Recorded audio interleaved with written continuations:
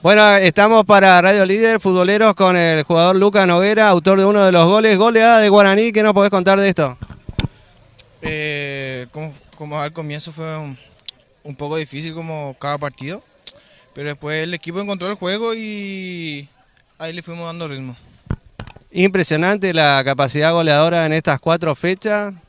Guaraní sigue con la valla invicta y tiene más de 18 goles, creo que 19 en total. 5 del primero, 6, 11, más 8, 19.